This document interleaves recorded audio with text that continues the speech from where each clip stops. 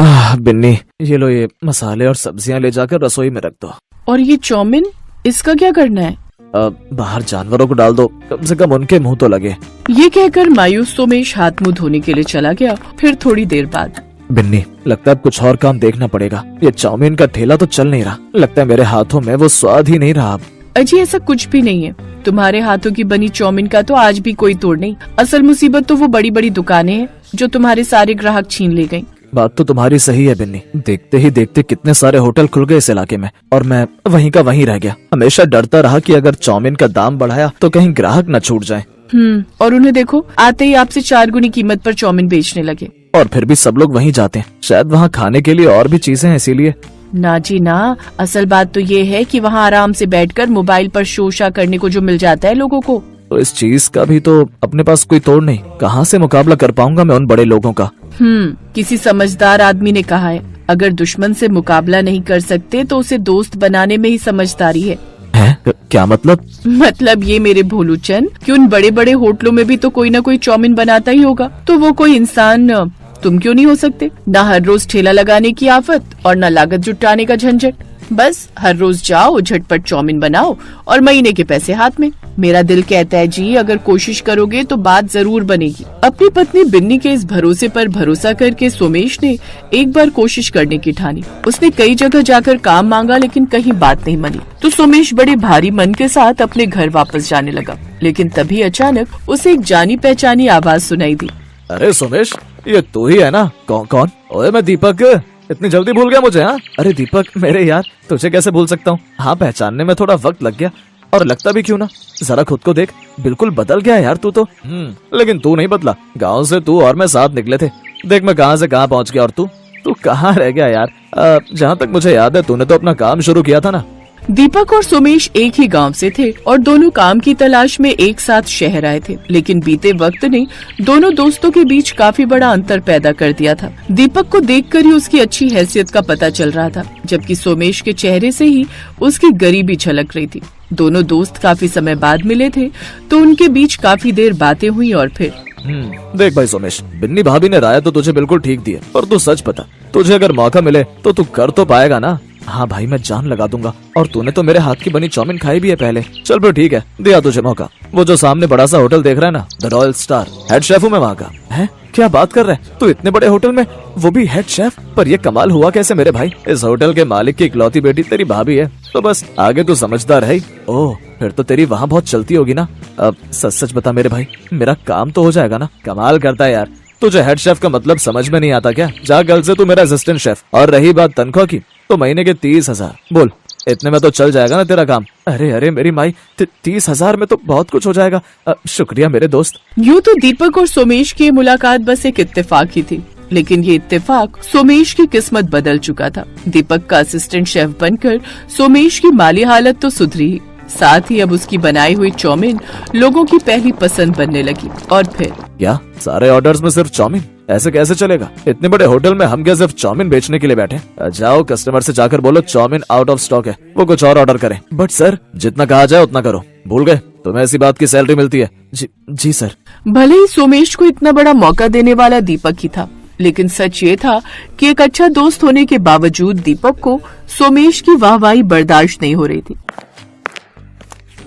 यार दीपक, तू मुझसे कुछ नाराज है क्या? तू जानता है कि मैं चाउमीन बनाने में अच्छा हूँ, लेकिन फिर भी तू मुझे मेरी ड्यूटी हर रोज मेन कोर्स में लगा रहा है। हाँ, तो सिर्फ चाउमीन बनाने के 30,000 खाता रहेगा क्या हर महीने? देख भाई, तेरी मेरी दोस्ती इस होटल के बाहर रख। इस किचन में घुसते ही मैं यहाँ का हेड शेफ हूँ और तू मेरा असिस्टेंट, और ये फर्क मुझसे बात करते समय भी याद रखना। क्या समझा?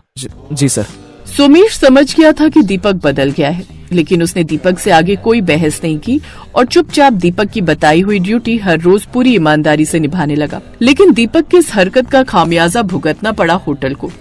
दीपक, मैं क्या सुन रहा हूँ? तुमने हमारे मेन्यू से हमारी बेस्ट सेलिंग डिश हटा दी। जी डैडी जी, वो मैंने इसीलिए किया था कि हमारी बाकी डिशेस भी कस्टमर्स टेस्ट कर सके और उनकी सेल भी बढ़े। तुम नाकारा हो, ये तो मैं पहले दिन से जानता था, लेकिन तुम इतने बड़े बेवकूफ भी हो, ये अब समझ में आया। सच में मेरी बेटी ने तुमसे शादी करके वो गलती की है जिसका खामियाजा मैं भुगत रहा हूँ। फौरन बुलाओ उस लड़के को जो वो खास चाउमीन बनाता है। सोमेश को बुलाकर न सिर्फ उसकी सैलरी बढ़ा दी, बल्कि उसे उसी समय से सिर्फ और सिर्फ चाउमीन बनाने की जिम्मेदारी सौंप दी गई। और अब ये सब दीपक की बर्दाश्त से बाहर था। ये दो कौड़ी का सोमेश फटीचर ठेले वाला आज मेरे बराबर पहुंचने की कोशिश कर रहा है। नहीं, ऐसा तो मैं नहीं होने दूंगा। धक्के मार कर निकालूंगा ऐसे होटल से बाहर। हाँ। दीपक जानता था कि कस्टमर्स के साथ साथ होटल के स्टाफ और यहाँ तक कि होटल के मालिक की नजर में भी सोमेश की एक खास पहचान बन चुकी थी, तो उसे नौकरी से सीधे सीधे तो नहीं निकाला जा सकता था। तो उसने अपने दिमाग के घोड़े दौड़ाए और फिर अगले दिन, अब ये क्या ड्रामा है? बुफे में क्यों देंगे हम अपनी बेस्ट सेलिंग डिश? सिर्फ एक दिन के लिए डैडी जी। हमारे होटल की 5th एनिवर्सरी पर ये हमारे कस्टमर्स के लिए खास गिफ्ट होगा हमारी तरफ से, और इस बात की पब्लिसिटी हम बहुत पहले ही कर देंगे ताकि उस दिन ज्यादा से ज्यादा लोग आकर हमारी चाउमीन को टेस्ट करें और आगे के लिए फिर हमारा कोई कंपटीशन ही ना बचे। पहली बार कुछ सही आइडिया लेकर आयो। लगता है सोमेश की संगत का अच्छा असर हो रहा है तुम पर। ठीक है, बोल तो सोमेश को कि वो सारी तैयारी कर ले। उसकी बनाई चाउमीन हमारे बुफे की मेन डिश होगी। दीपक आधी चाल चल चुका था और बाकी का काम उसने तब किया जब सोमेश बुफे के लिए चाउमीन में जाने वाला अपना खास मसाला लगभग तैयार कर ही चुका था। सोमेश, यहाँ का सब हो गया? जी सर, ये मसाला सॉसेस सब कुछ रेडी है, अब बस मेहमानों का इंतजार है। ठीक है, तो फिर तुम बाहर का सेटिंग अरेंजमेंट देख लो जाकर। वहाँ भी किसी जिम्मेदार इंसान की जरूरत है।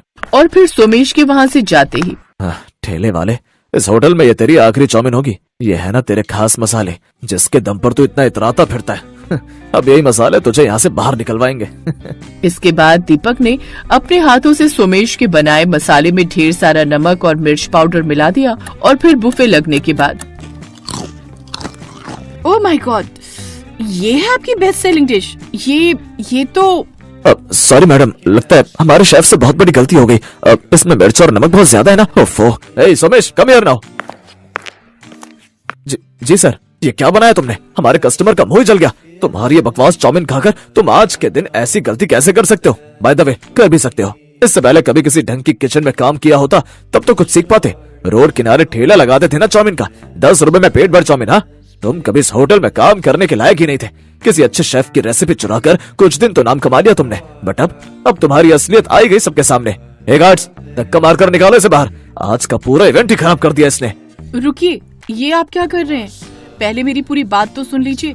मैं बोल रही थी कि चाउमीन ऑसम है, सही तीखा और बिल्कुल सही नमकीन, सब कुछ एकदम बैलेंस है। सच में इससे टेस्टी चाउमीन मैंने आज तक नहीं खाई।